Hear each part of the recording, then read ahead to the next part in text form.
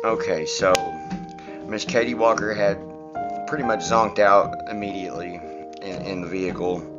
She was sawing logs, and you pull up to the house, and you're having to stand guard at the door to make sure that nothing happens to this girl.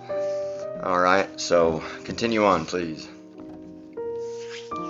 Right, so I'm standing guard at the door, and I'm just standing there smoking a cigarette, and they're not trying to come out of the house and mess with her or anything. They knew I was serious, so I'm standing there, and then maybe a couple minutes, I see her little head poke up, and so the door is still locked, and I get her attention. I said, I'm gonna go around to the other side and unlock the door.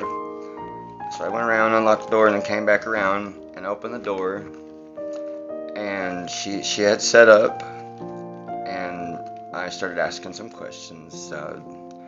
Do you remember me picking you up? Did you remember what I said? Did you understand?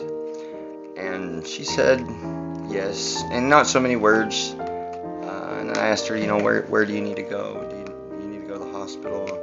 And she started telling me, actually, in the truck before she fell asleep, she was telling us that the last thing she remembers, it was 6 o'clock in the morning, and they'd been out partying, and somebody had taken her car and pretty much everything. She didn't have shoes on, and they left her there on the side of the road.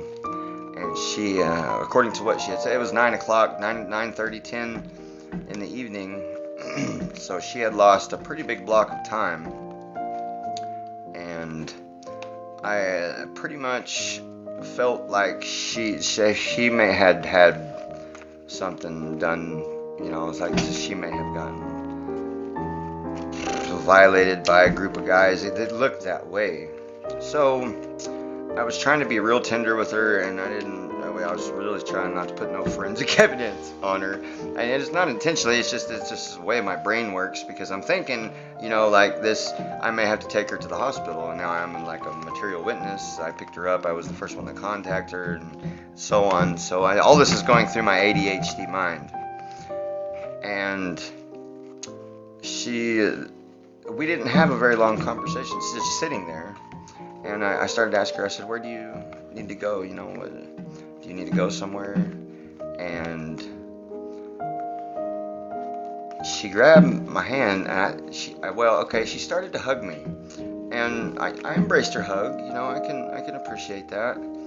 And then she